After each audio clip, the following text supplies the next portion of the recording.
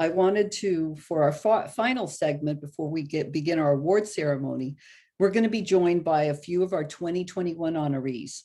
Christina Jewett from Kaiser Health News was part of the team who won the Batten Medal for coverage of the coronavirus pandemic for Lost on the Front Line by Kaiser Health News and The Guardian. Michael Baker from the New York Times was part of the team who won the Dory J. Maynard Justice Award for I Can't Breathe by the New York Times staff. Jack Dolan from Los Angeles Times took home the Frank A. Blethen Award for local accountability reporting, along with his colleague Brittany Mejia. For their project, Deadly Delays, Jack and Brittany were just named finalists for the Local Reporting Pulitzer Prize for the same project. And now Michael Days, NLA's immediate past president, will lead the conversation. Mike, over to you.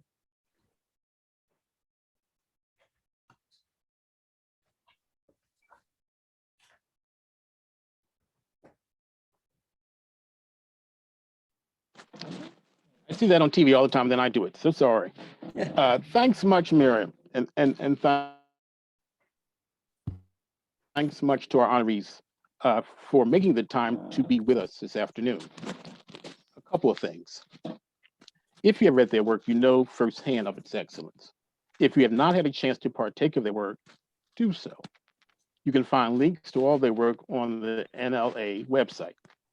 So what we want to do for the next 20 minutes is throw up the proverbial hood on their respective projects and talk a bit about how these brilliant packages came to be and the lessons learned in the midst of COVID-19, in the midst of racial reckoning, and in the midst of economic and political uncertainty. Great projects, I believe, start with great ideas and good times and bad.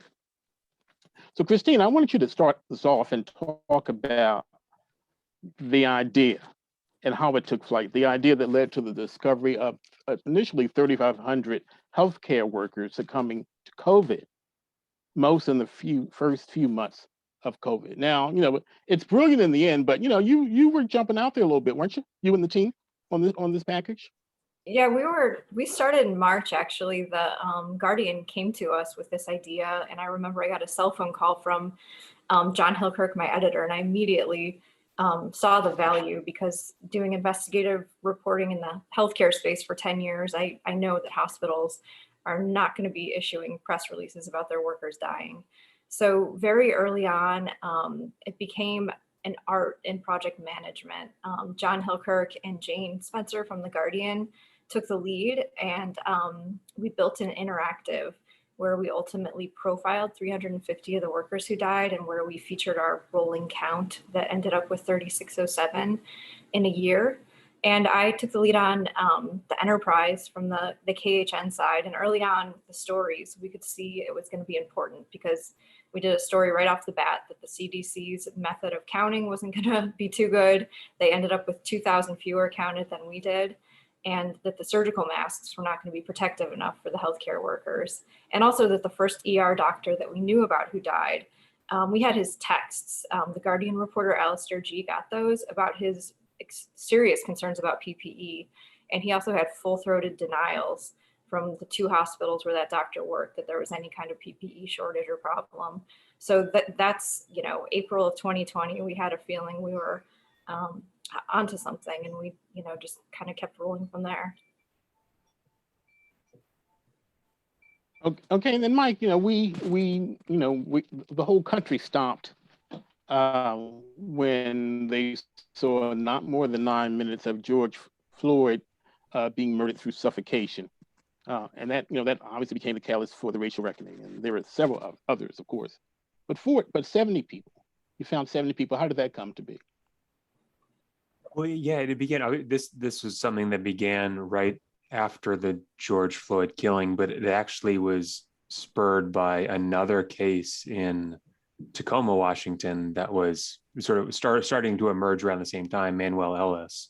And in that case, just in the few days after George Floyd's, the George Floyd protests, the videos were coming out on the Manuel Ellis killing and him pleading, "I can't breathe again." And so that was, it's like, obviously that brought us back to George Floyd. It brought us back to Eric Garner, who had this, was saying the same thing in 2014, and sort of led just to a discussion internally, like, how many of these are there out there? I mean, these are obviously three major cases or three cases that were drawing a lot of attention, but are there a bunch of others that were maybe a little more off the radar?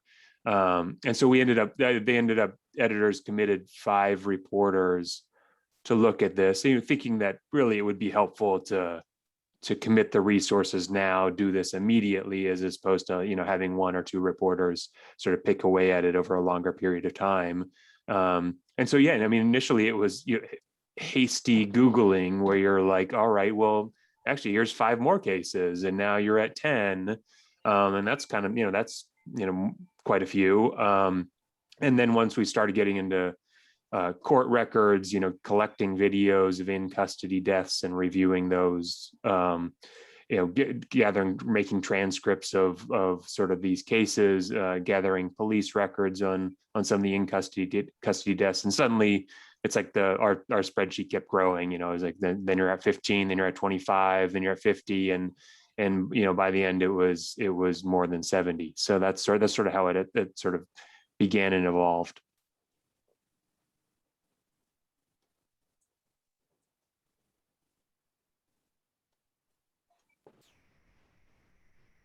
And Jack, I know in a sort of back and forth, you mentioned that the LA Times project started well before COVID hit, and in many ways had to compete with COVID in that second year of your work. But for me, ultimately, it was another stark reminder amid the reckoning that poor people often do not get the medical attention they deserve. Talk about the idea and the endurance involved in getting that baby published. Well, the idea sprang from a tip, really, from a group of healthcare workers at LA County's safety net. Am I frozen or is Jack frozen? Pardon? It's you, Mike. Jack, go ahead. Keep going. Okay, so we got tips from people who work at the LA County safety net hospital system that treats like 2 million people. Those fortunate enough to have insurance at all are on Medicaid, essentially. And what these people were, doctors and nurses were telling us was that, they set up appointments for their patients to see cardiologists, neurologists, dermatologists with fear of melanoma, and it takes forever for them to get an appointment, and that a lot of patients actually die of the condition they were waiting to be treated for before they're ever seen by a specialist. So we needed 2 things. We needed actual cases, and that's hard because the only way to prove it beyond the objections that the administrators would inevitably raise was to have their medical record. And the only way to get a medical record, I mean, a doctor and nurse cannot leak that to you. It's a crime to do so. So we had to reach out to their family members, most of whom had no clue that their loved one had faced, this terrible, terrible delay. So we had to persuade them that we were credible, that we knew what we were talking about, and then ask them if they would please request the records from the hospital system. And the hospital system, over and over again, either released partial records or just frankly bullshit. And we had to stay on them and sort of from the background, helping these families push back and get the records they needed. The next step was, okay, but is it just anecdotal? So we needed to get data that would prove that these waits are, way too long. Fortunately, our chief adversary in the administration had published an academic paper touting his new computer system and had used it himself to show that the wait times, which once were even worse, like far worse, had been reduced to just very, very bad. So we asked for an update of that database. And all of this that started in September 2018. We were finally ready to publish in March of 2020. And then COVID happened. And suddenly nobody anywhere, on the planet was getting appointments with specialists. So it didn't seem like the worst health crisis in the world at that time. So we had to just drop it and start covering COVID. You know, there are a lot of editors on this call tonight, and I'm sure all of us are wondering and say, what were the secret sauces? I've heard interactive spreadsheets kept you all together. Basically, just old-fashioned, old-school reporting and data. I mean, dare I say, some sharp editors who were good listeners. Collaboration among reporters. What worked for each of your projects? Feel free to jump in, please. I can dive in. We had, I mean, incredible support. There was midstream fundraising. We had to support 2 recent college graduates who trawled the web every single day for cases of healthcare workers dying. We had freelancers all across the country. We had college students at Mizzou, at University of Arizona, at Columbia, contributing profiles to the interactive. I was doing enterprise, and I got support from very talented freelancers who I knew were sort of out there shaking around, who could help out on investigative stories. So, I mean, really, there was a major dedicated, concerted effort to Lost on the Front Line that I'm really grateful for.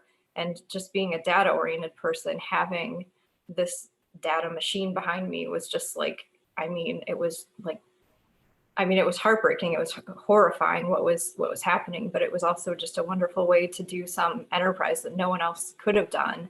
We cross-referenced places where workers died with places that had previously had PPE complaints, and sort of, found dozens of cases where there were PPE complaints.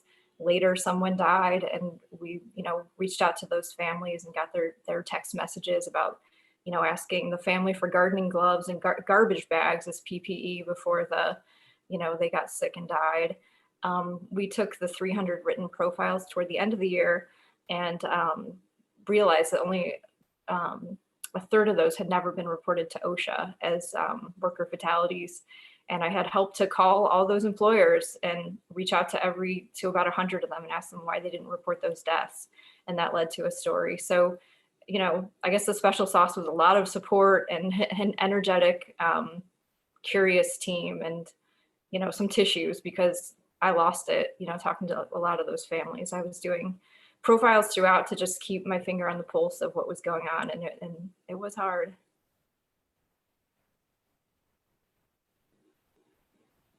Yeah, and I'd say for ours, I mean, our project here was certainly a lot shorter, more condensed time period than what Christina and Jack and the work that they did.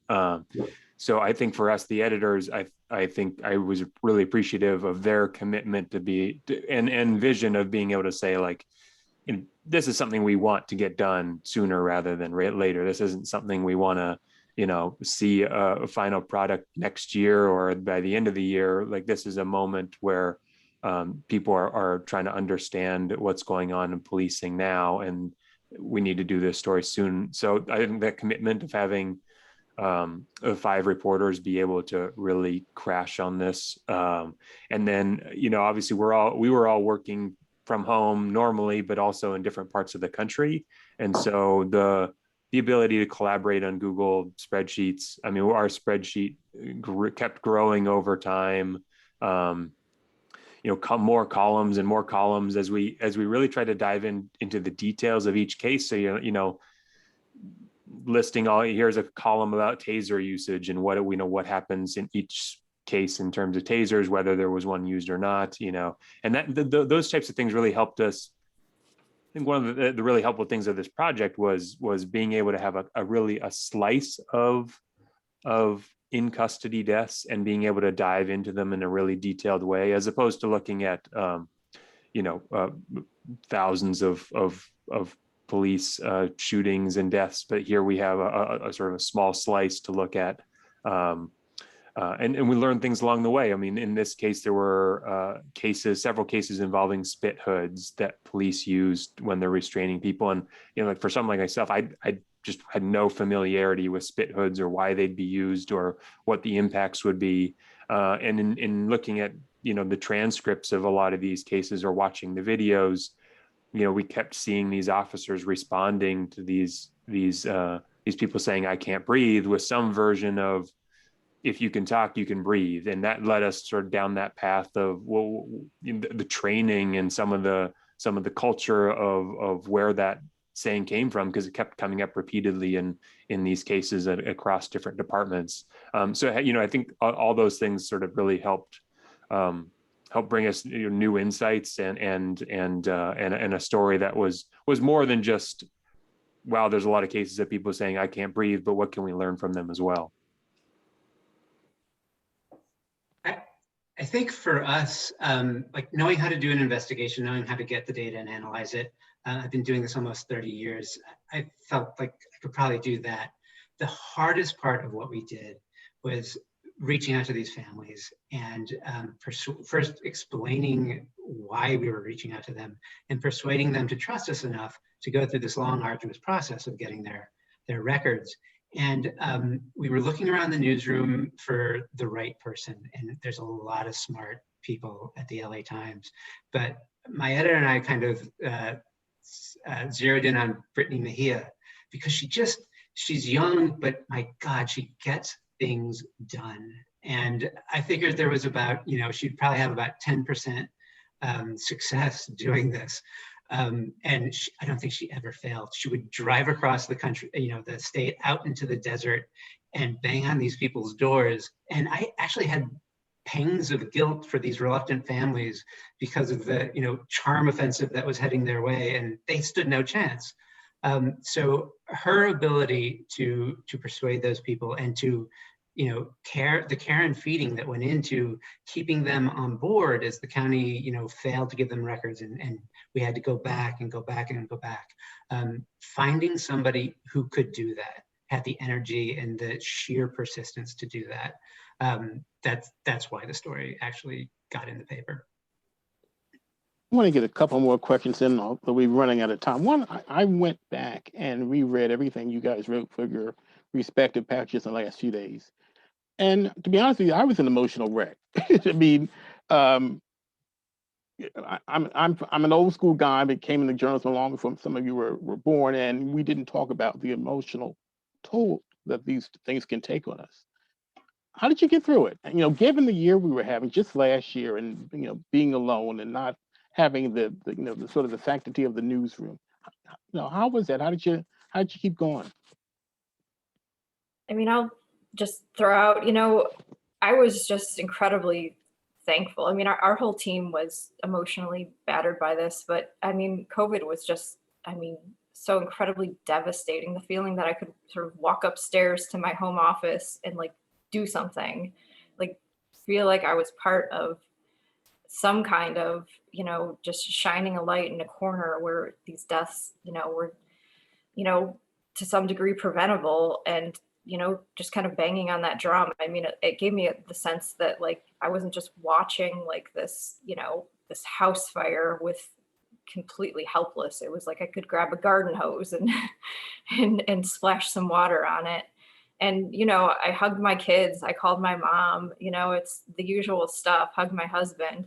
It just makes you so grateful. I told my sister, I was like my mom will do like some really cheesy stuff on Twitter. I'll write some story. She'll be like, those people should get arrested. I was like, you know what? Mom's got a free pass for the rest of life. I'm never going to criticize her again, ever. I don't care what she does. She can go rogue. Like, I'm so glad I have my mom, so, you just find that perspective to try to, just keep going and try to find those, silver lining kind of things. Yeah, I echo that completely. I agree with you absolutely, Christina. Having the work and having something meaningful to do in a time that was so otherwise barren was actually it's what saved me. It's having something important to contribute and to concentrate on is the only way I got through that. Yeah, I think in some ways we're still trying to figure out how to handle the challenge of last year and the mental health implications of it all. Because yes, it was, for a lot of people, a lot of reporters, it was a huge the investment of their lives into this, and just now sort of trying to process it all in some ways. So I've been grateful that the New York Times had proposed these sort of global days off this year, which has been, I think, just sort of trying to emphasize a time for reset and time for to get away and to find some more peace. And so I think I'm really grateful for that, for sure, because it was a year that didn't seem to end, and it's been a bit of recovery since then. Just quickly, do you see any follow-ups emerging from these powerful packages? I could write a book. Okay. Nobody's calling though. Well, you never know. You never know. Yeah, I think for us, I mean, just to get back to the point of our spreadsheet and having, I mean, there were more columns and more details in that spreadsheet than we put in our stories, but it led some of the reporters to do. I mean, there was a recent investigation that a couple of the colleagues on this project did, focused on sickle cell trait and how often that gets cited as a justification reason for the death of a person in custody, and more focused on things like prone restraint and hog ties and neck restraints, and all. I think all those things have led to more story ideas and more exploration and things to do in the future. So I think it was really helpful to have that spreadsheet as a base now that we can share around to others to guide future stories. 2 state healthcare regulators announced that they were launching investigations when we approached them in February of 2020. Those investigations remain ongoing. Last I checked, not holding my breath. Christina, Jack, Mike, thanks for taking the time. You make us all proud. Thank you. Appreciate the honor. Thanks. Thank you. Thank you. I echo Michael's words. Thank you so much, Christina, Jack, and Mike.